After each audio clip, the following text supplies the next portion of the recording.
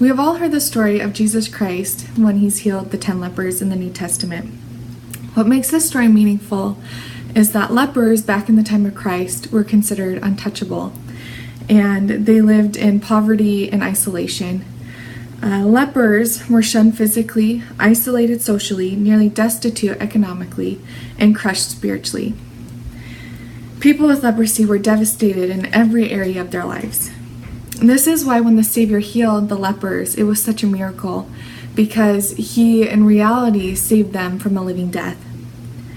It may be hard to believe, but leprosy is still here today. As a matter of fact, there are nearly 200,000 new cases of leprosy each year. The tragedy is that those who have leprosy in our day, they live a similar life of isolation and poverty as the people did back during Christ's time. Today I'd like to share with you the truth about leprosy, the myths about leprosy, and why it continues to spread today even though there is a cure.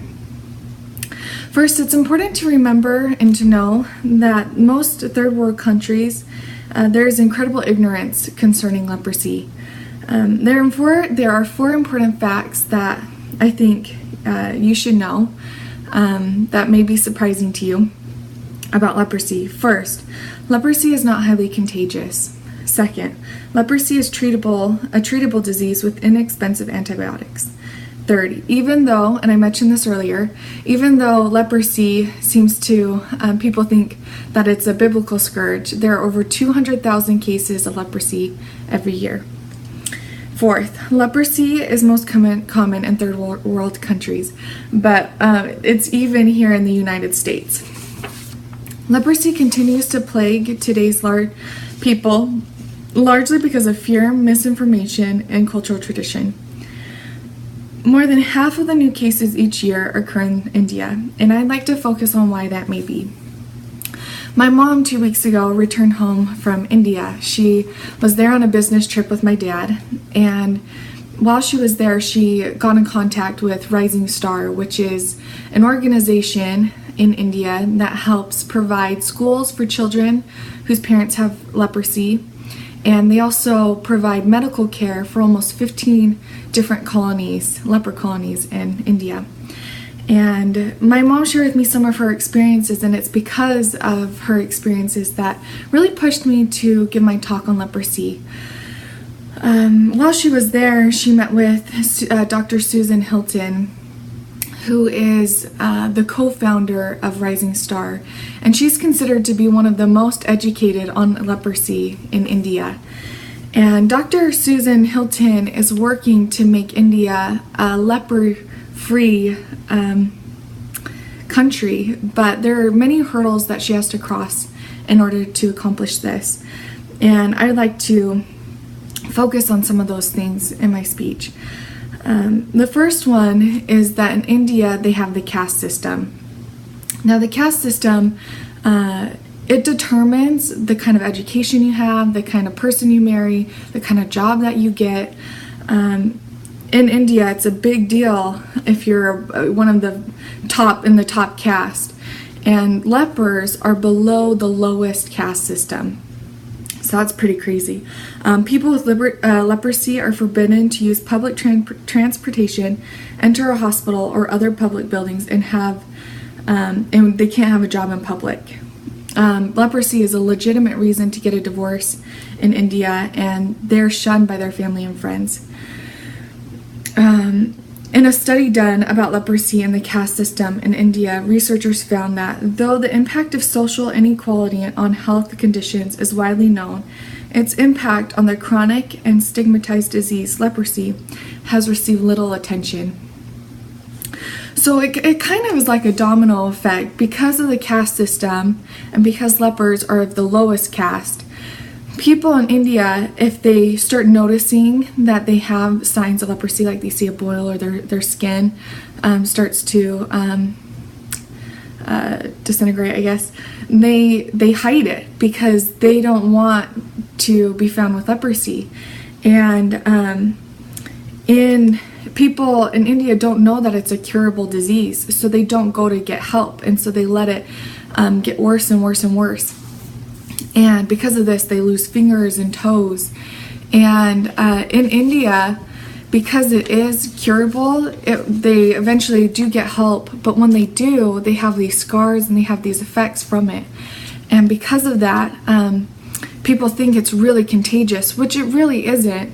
I mean, if somebody has leprosy and they go out and they make physical contact with people, that's one of the ways that it can spread. But it's really not as contagious as people think.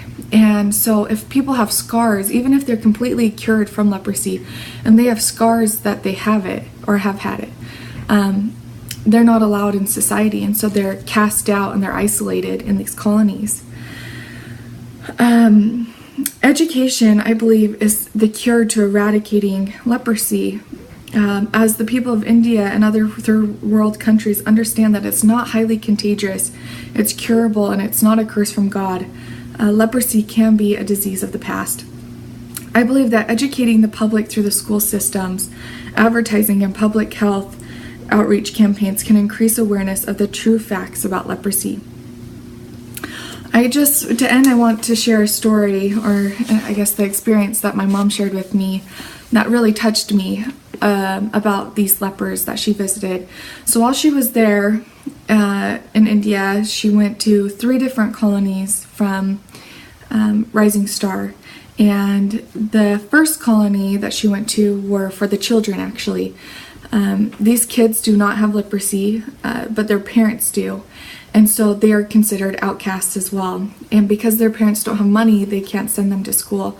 And so Rising Star has provided these schools and education for these kids. And so my mom went there, and she said it was really amazing how neat and clean it was, and just being able to meet some of the children there.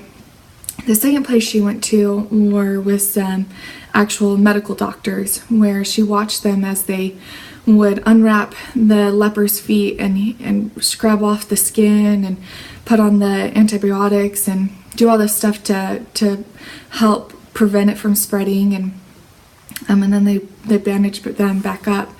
And then the third place that she went to was another leper colony. And as they pulled up in the bus, she said that she saw all these lepers outside waiting. And so she turned to one of the medical doctors and she said, well, why are they waiting?